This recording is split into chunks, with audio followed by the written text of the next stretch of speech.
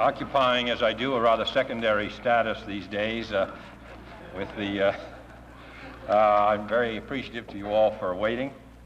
I think that this meeting is tied up with the common American interest in Colonel Glenn, and I feel that in addition to being dry, we're also contributing a little to telling the story of which he's a great part, as are Alan Shepard and the others. I think that I was most anxious to come here personally today because I put such great importance on the work that you're doing. The Voice of America occupies, I believe, a key part in the story of American life.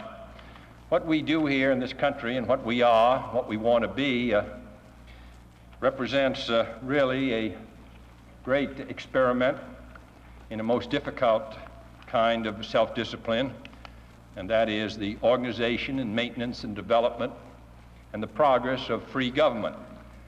And it is your task as the executives and the participants in the Voice of America to tell that story around the world. This is an extremely difficult and sensitive task. On the one hand, you are an arm of the government and therefore an arm of the nation. And it is your task to bring our story around the world in a way which serves to represent democracy and the United States in its most favorable light. But on the other hand, as part of the cause of freedom and the arm of freedom, you are obliged to tell our story in a truthful way, to tell as Oliver Cromwell said about his portrait, to paint us with all our blemishes and warts, all the things about us that may not be so immediately attractive. We compete with other means of communication, of those who are our adversaries, who tell only the good stories. But the things that go bad in America, you must tell that also.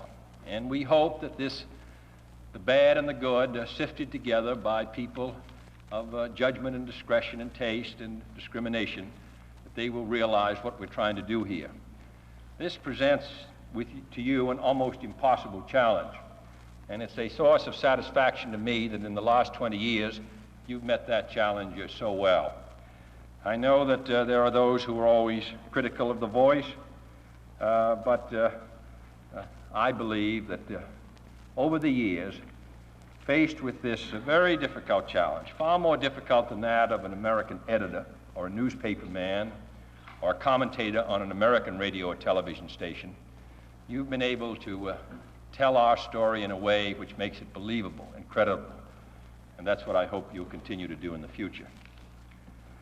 The first words that the Voice of America spoke were 20 years ago. They said, "The Voice of America speaks. Today America has been at war for 79 days. Daily at this time, we shall speak to you about America and the war. The news may be good or bad. We shall tell you the truth. And so you have for 20 years. And so you shall for 20 years more."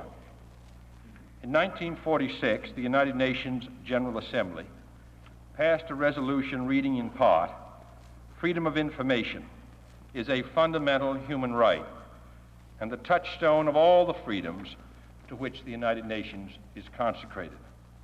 This is our touchstone as well.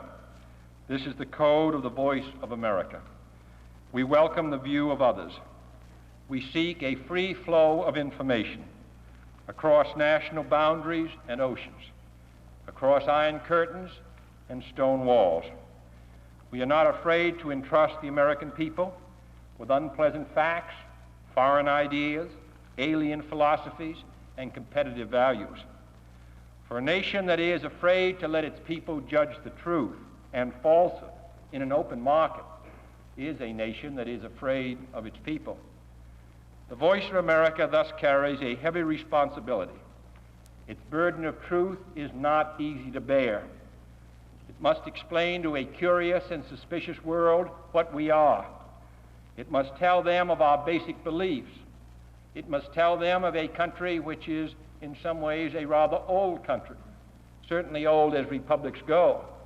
And yet it must make our ideas alive and new and vital in the high competition which goes on around the world since the end of World War II. In the last 20 years, the Voice of America and its parent organization have grown in strength and in stature. But in the next 20 years, our opportunities to tell our story will expand beyond belief.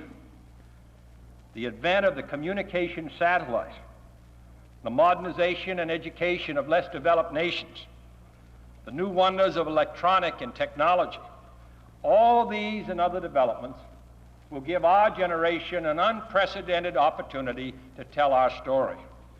And we must not only be equal to the opportunity, but to the challenge as well. For in the next 20 years, your problem and ours as a country in telling our story will grow more complex. The choices we present to the world will be more difficult. And for some, the future will seem even more empty of hope and progress.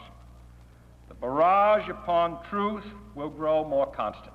And some people cannot bear the responsibility of a free choice which goes with self-government. Finally, shrinking from choice, they turn to those who prevent them from choosing, and thus find in a kind of prison a kind of security. We believe that people are capable of standing the burdens and the pressures which choice places upon them. And it is because of this strong conviction that this organization functions. And it is because there is this commitment to this view that you continue to serve in it. None of you are interested in serving in an agency which merely reflects a line which the government from time to time may set down. You serve in it, and you all could serve in different agencies or in different parts of life, because you believe, I am sure, that this is a vital part of telling our story around the world. And as you tell it, it spreads. And as it spreads, not only is the security of the United States assisted, but the cause of freedom. So I salute you on your 20th birthday and say that in the next 20 years, when these choices will become more vital to us, I believe that the Voice of America will be fulfilling its function as it did that first day when it committed itself to truth. Thank you.